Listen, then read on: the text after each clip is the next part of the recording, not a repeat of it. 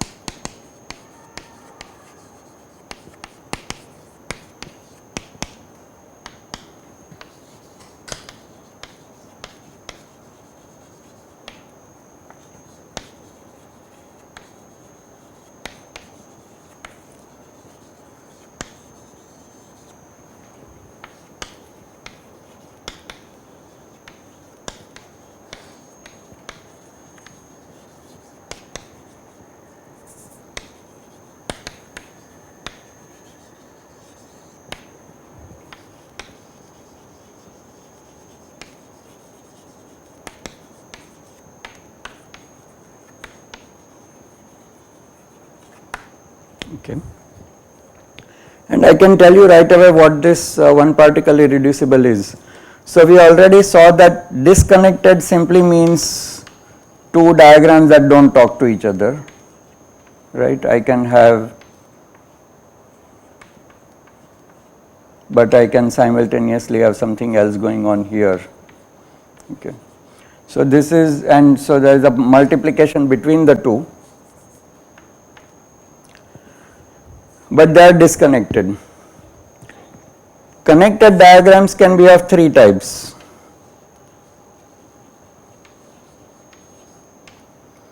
And for argument's sake, I am taking from some book, but this is of course connected because everything is connected to everything. Then we have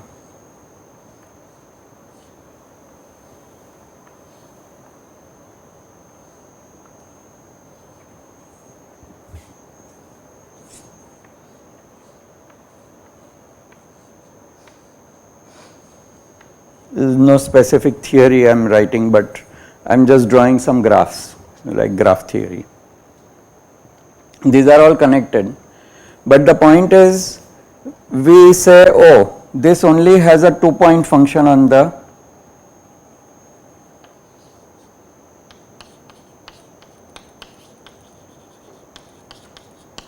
external leg.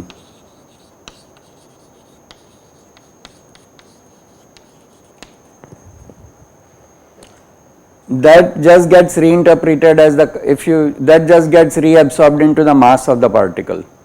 We just say the correct propagator is such that these things are all absorbed into the, so whatever higher order effects generate things like this where there are only two external legs, we just reabsorb it into the propagator and we don't consider it as new physics. This thing is such that it can be cut into two. Okay, so becomes disconnected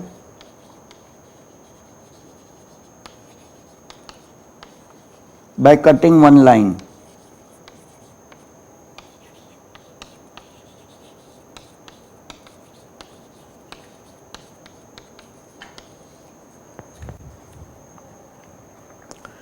So we don't like this. We say that it is too simple.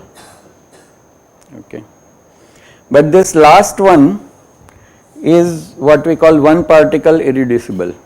One particle meaning one line. Something that cannot be made disconnected by cutting one line is called one particle irreducible.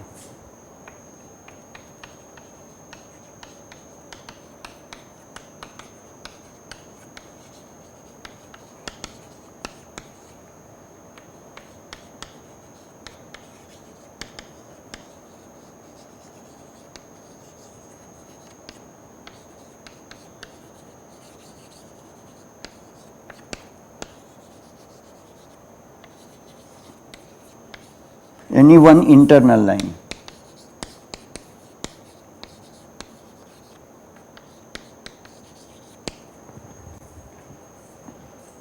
So for this reason it is useful to keep track of what is connected, disconnected, and what is one particle irreducible. And it also goes to the core of this locality and cluster decomposition. So if physics is local ultimately, then you want that if you start with a larger Green's function, endpoint function, and if I separate first 5 and the next 7 particles and send them far away, it should just become product of a 5-point and a 7-point Green's function. That property is assumed of, so it can be proved that so long as you write your Lagrangian as local products of fields and derivatives.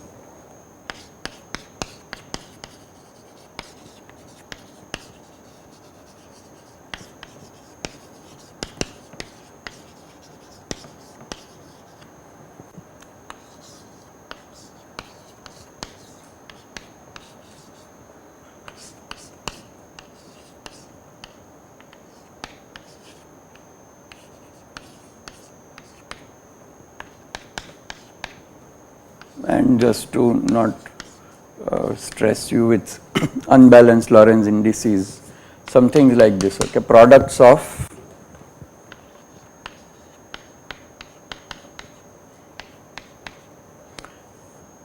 is just a generic example of products. This has one field and 2 derivatives, but you could have powers of, you just make it square if you like, so that it's no charges are hanging.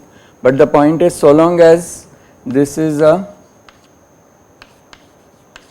product of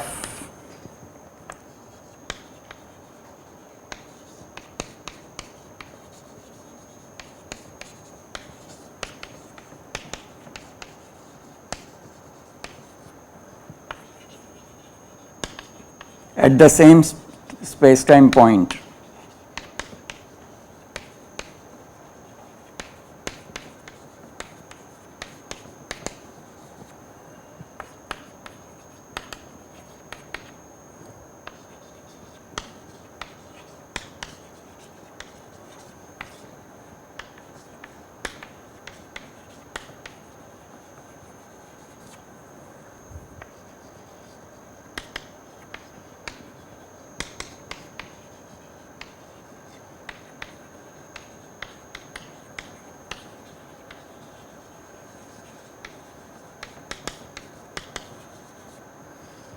Okay. So I will not try to write the definition of clustered decomposition, because to be precise one has to write a lot, but you got the idea that if I separate out particles, then they become products of individual scatterings. So this kind of locality of the theory again goes back to the possibility that higher order Green's functions contain products of lower order ones, but they are just nuisance. They are they follow because after all it's a local field theory. And the only non-trivial thing that we have to worry about while renormalizing is to worry about the one particle irreducible diagrams. That too, there will not be too many of them. If there are too many of them, then you are sunk, in the sense that you have a large number of unrenormalizable terms, and the theory reduces in its ability to predict.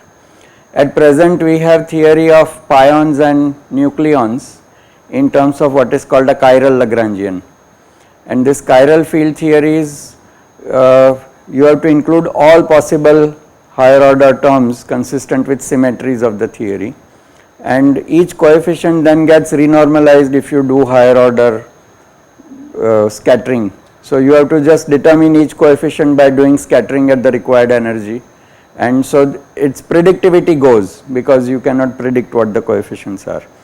So if the theory has only finite number of one particle irreducible diagrams needing renormalization, then you have a renormalizable theory, and then you have lot of predictive power like the standard model has which gives us confidence to build a machine like LHC. Okay. So those are the advantages of this, and that is why this kind of formalism is developed. So now you may ask, so last time we introduced what is called effective potential, and that is what we are going towards now, or effective action.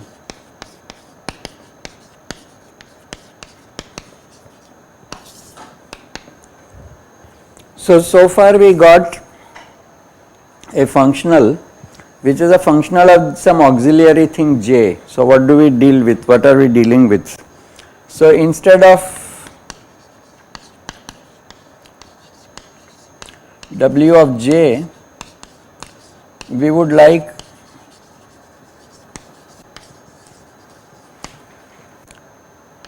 gamma phi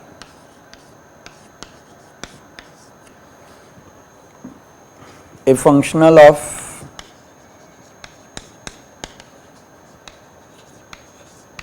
space-time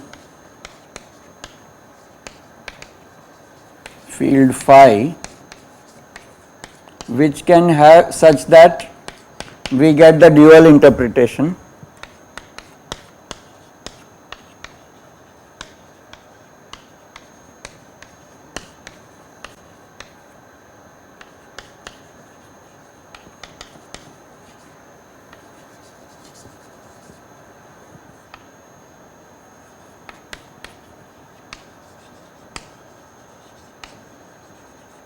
By which I mean class expectation value, right?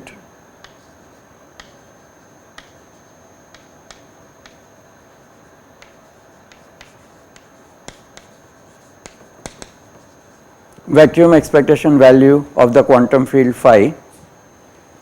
So we want to construct an energy function, and that gamma has interpretation of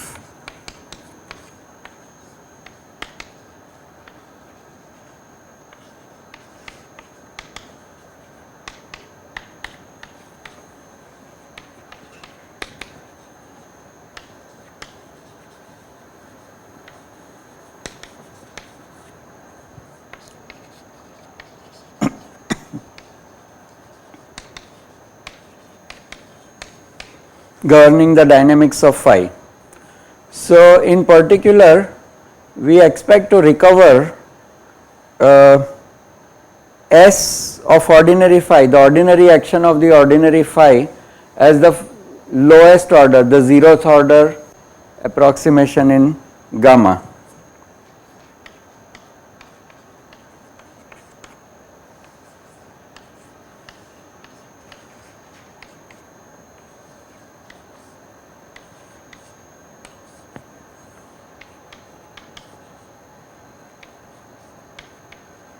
I shouldn't write gamma 2, but whatever. Okay, so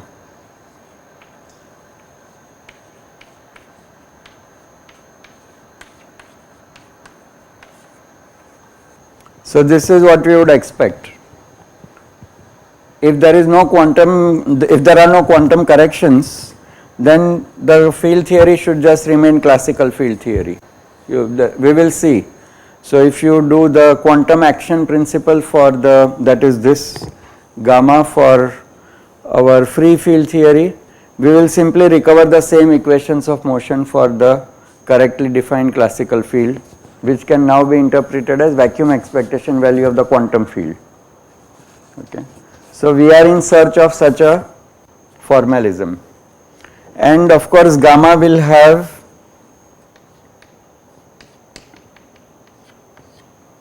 gamma will be of the form T minus V, where T is kinetic term, but I should say kinetic and derivative terms,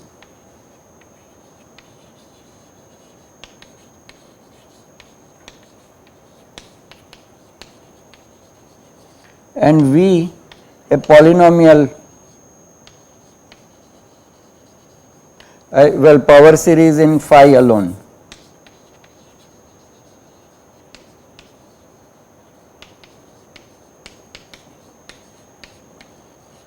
Not the derivatives.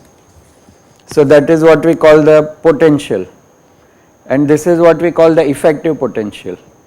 So this is called effective action and this is called effective potential.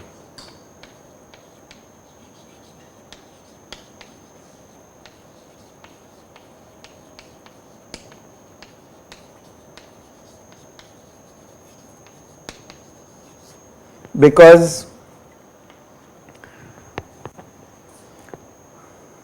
if you deal with, so after you construct this, so these are exactly like I have been trying to say, in thermodynamics you have some gas and whatever complicated dynamics it has, the variables that you see for the gas as a whole are pressure, volume, temperature, etc. Volume is an extensive parameter. If you if you add something, then the volume also increases. Pressure is only local, it doesn't, if you have more gas, the pressure at that point doesn't change. So those are intensive versus extensive variables. And you can construct free energy of the system and ask what is its dependence on volume. So this phi acts like some kind of an extensive variable. You ask for it, ask for the dependence of field on, well, this is an intensive variable. You ask for its dependence on this particular collective variable phi, and it tells you the answer. If you switch off the derivatives, then it tells you the energy it has, and it can be then thought of as a question of, suppose I constrained my phi to acquire a part, it need not even be a vacuum. I could just take, so typical plot of V effective is something like this. Okay. What this means is, this is the minimum, this will be actually the vacuum expectation value, because that's where V is 0. So we take, this is how it is done, right? Whoever has seen simple examples of symmetry breaking and so on, you vary with respect to phi, and wherever you find minimum, that is the vacuum expectation value. You may ask, what is the meaning of this part of the curve? Well, the answer is, suppose I constrain my phi to have this value, somehow I arrange it, because after all I have that external current J in hand. So I could crank up the J in such a way that phi gets this value. What will be the energy of the system for that value of phi? So we trade the auxiliary variable J for the actual physical variable phi, then we can ask such questions, and then we can constrain the value of phi to be where we like, or we can make it both space and time dependent. Then we will have an action for it, and we can ask, if my phi has this particular space-time behavior, what is the value of the action, and so on. So that will be the meaning of that. So the question is, how do we go from this description W of J to gamma of phi? And it's a very interesting and elegant mathematical connection, because it uses the Legendre transform. What we observe is that, the 2-point function that we had is something that has 2 phi's in it.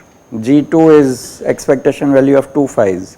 So somehow if we vary this G with respect to phi once, we should have information corresponding to 1 phi left. Okay. So the way this is done is, we start, so I will now try to follow the calculation I have. So we go back to this free theory example. So we have to motivate firstly what this phi is. Okay.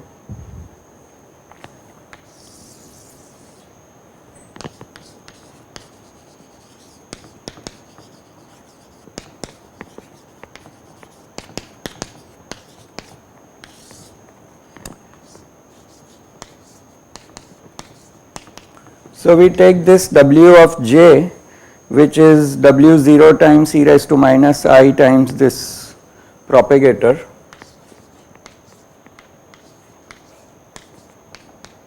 I over 2 times integral d4 x1 before x2 jx1 delta of x1 minus x2 times j of x2. Now we see that if I do dw by dj,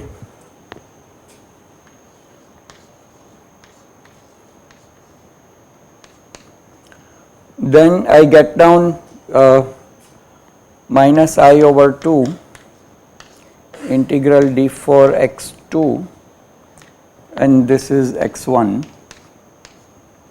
So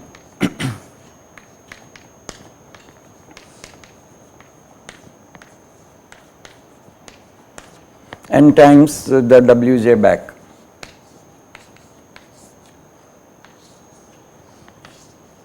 Right. Therefore, we divide out by W0, we had that little annoyance there. So now we divide out by W0. So now we say therefore 1 over Wj times d by dj of W,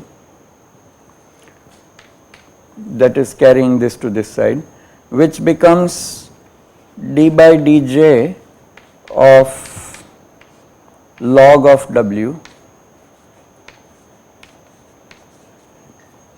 And remember, log of W we define to be z.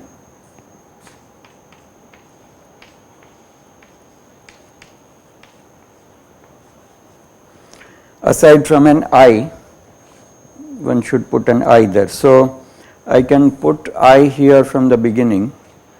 So I'll supply there is a minus I here.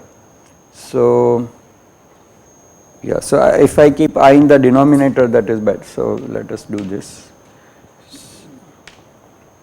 And that will produce correctly, it will remove the minus I and that would leave a minus sign. Doesn't matter what, will leave that sign, it's okay. Okay. So it is equal to minus d by dj of z.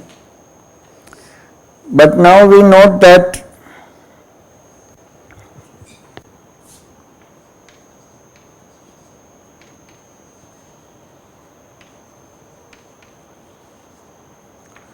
box plus m square acting on delta was equal to minus delta 4,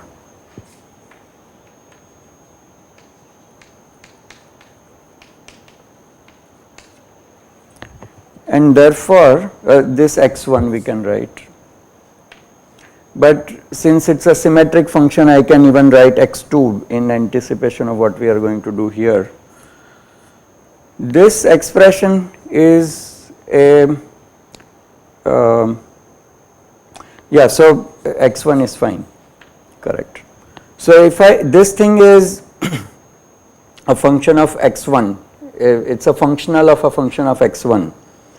So if I hit this now, which is, I mean this refined one, the one without the W. So if I therefore box x plus m square, x1 plus m square on this, I may withdraw the minus sign later by changing the convention, but right now to avoid. Okay, so if I hit it with this, then this is nothing but what is in this curly bracket. This box plus m squared can be carried inside the x2 integral. It will produce a negative delta function here, remove this minus sign, and and leave behind j, right, and set it equal to x1 with perhaps an I left over. Certainly it is proportional to j of x1.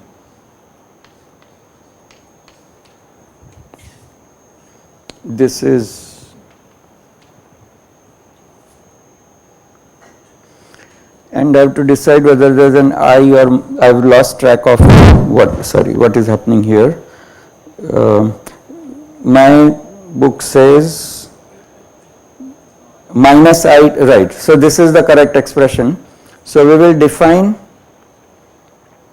there is no I anywhere because I put an I over here, and that tallies correctly with this definition, right, because we set W to be equal to e raised to I times Z. So very good. So I am going to now announce that this expression is what I call phi classical.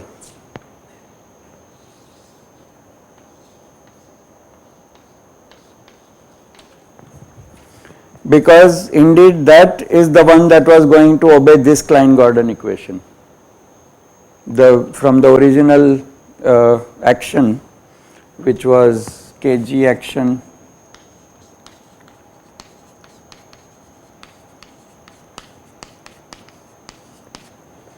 what is the equation of motion we get? Well, we get box minus m squared, box plus m squared, phi equal to minus j, I guess. How do Euler-Lagrange equations work? So we get a minus dl by d phi, aside from the first term, d by d of dl by dd, right, equal to 0. So if I put this here, I would have got minus j here, so I get plus j here, so this is fine, right. So when I have this is exactly what should be called phi classical. So phi classical is nothing but variation of that log of the W with respect to the external current. Carry out, so now what we do is we declare this phi to be the actual variable in terms of which I want to deal with the theory, and I want to throw away the j. So what we do is we do a Legendre transform.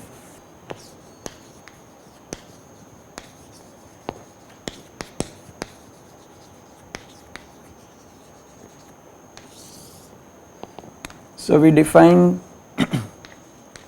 gamma of phi to be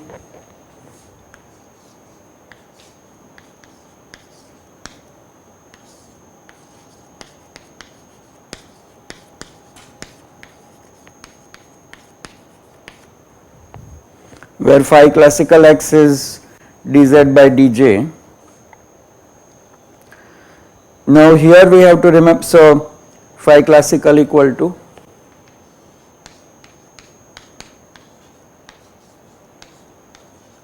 aside from a minus sign. Later the minus sign disappears. So I mean in Ramon's book the minus sign is not there. So how do I get rid of, I will call this minus phi classical here. So I want this definition. So phi classical is just dz by dj, right, and the meaning of this expression is that this gamma is a functional of phi, but you see here j's. The point is wherever you see j, you have to invert this equation. So this implies that j of phi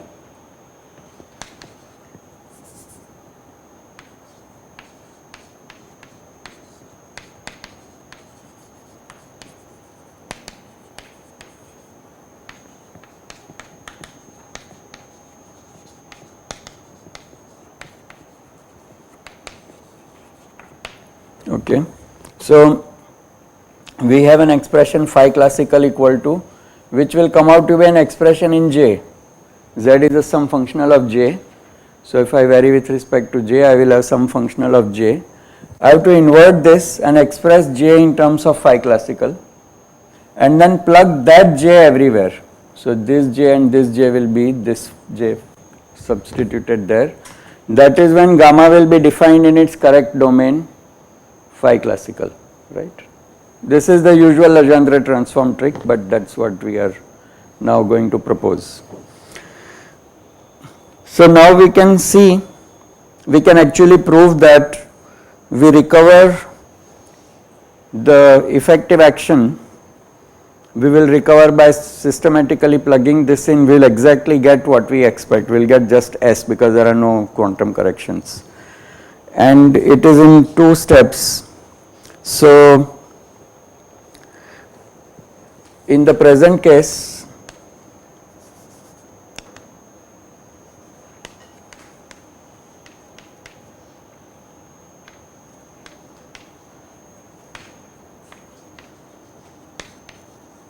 we check the utility of this.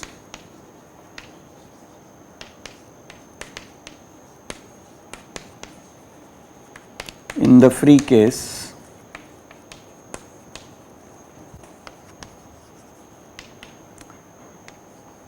we find gamma of phi. So first I have to write z of j, but z of j was nothing but minus j delta j, right?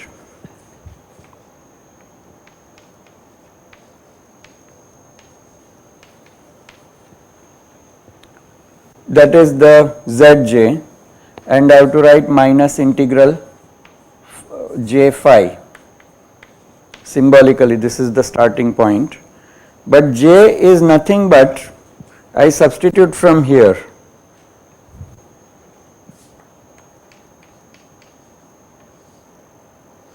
j is box plus m square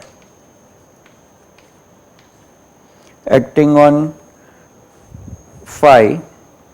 So that is the process of re-expressing j in terms of phi classical.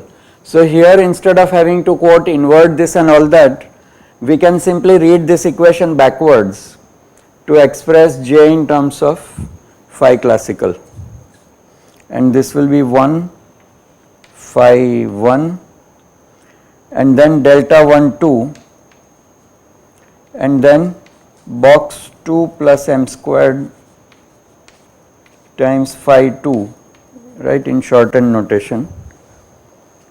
That's what the first term becomes, and minus again j phi I replace by box plus m squared phi times phi. This will be 1 and this will be 2, but well, they are local, they are the same, so I don't have to do 1 and 2. So if we make this act on the delta, we will get a delta function, because there are this is second derivative. If we transfer both derivatives in succession, the sign will not change and it will act on this, but that will produce a delta 4 function, and that will set the argument the same for both. So what I am saying is that this can be reduced to being simply phi box plus m square phi with all 1. Okay. I will do it in a minute. With a half factor, but the second one and minus delta function, so this will become plus half, and there is a minus this, same thing.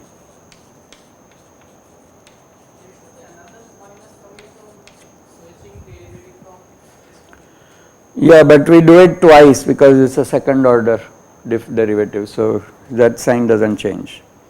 And so we will recover exactly half, but with a sign, aside from a sign, we will just recover the classical action. So now let us just see what we are saying over there. I think all of you got the idea, but let us write it out. So what we are claiming is that if I have integral d4x1, d4x2, box 1 plus m1 squared, box 1 plus m square, phi 1 times this delta 1 2 and then box 2 plus m square phi x phi 2. What I claim is that integral delta x1 minus x2, and let me put in the d4x2 here. So d4x2 delta x1 minus x2 times this box operator, which is dt square minus grad square plus m square on acting on this phi of x2. These are both 2. I transfer them both to this side. So I will get some boundary term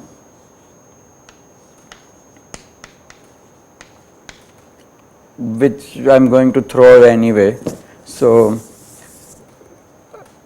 right, so if I turn it once, if I turn it twice, boundary terms will be of the form integrated values of delta. So there could be one derivative of delta minus x1 minus x2 times a phi evaluated on the boundary of the domain, whatever the domain is. How do we write a domain? Some call it D. We will claim that this is 0. The phi is such that the asymptotically phi and its derivatives all go to 0.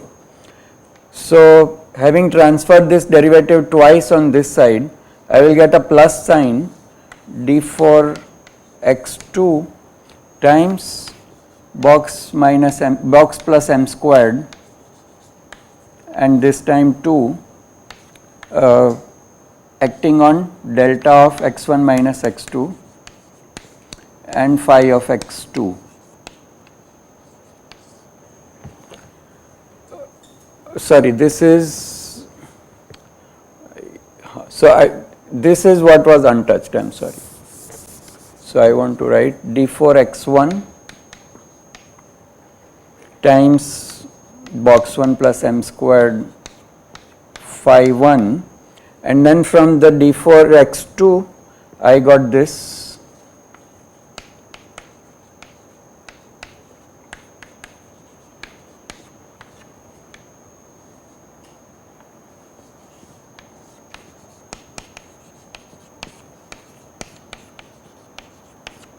but now this became minus delta 4 .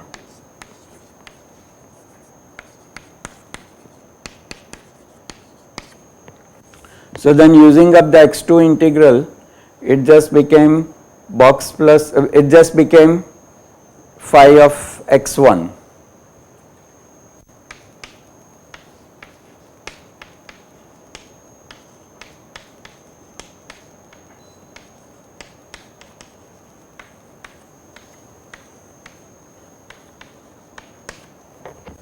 Okay. And you can then do a partial transfer of a derivative. So the minus sign should eventually go. So this is correct. So right, so this manipulation all leads to this basically. And therefore we are left with minus a half of this integral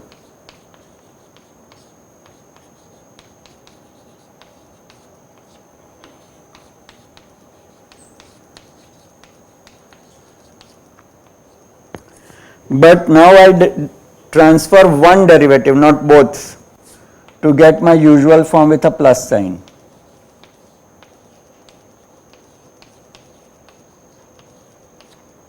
But that would change the relative sign.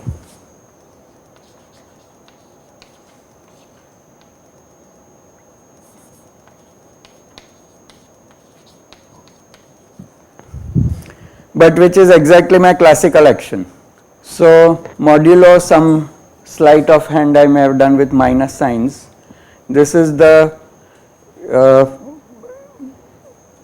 basic concept involved.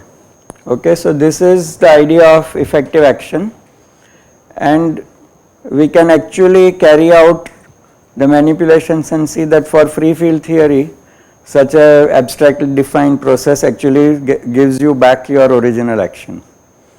So this is the grand definition with all this legal text attached to it, because without that it doesn't make sense. Lot of people end up writing Hamiltonian as function of velocities. So you have to remember that whenever you say h equal to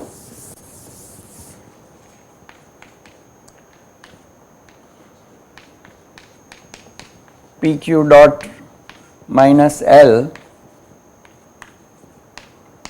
well, how does it work? Well, it works because you have to say q dot is evaluated at p's and this q dot by inverting the definition p equal to dl by dq dot. So this has to be transferred to read q dot as function of p.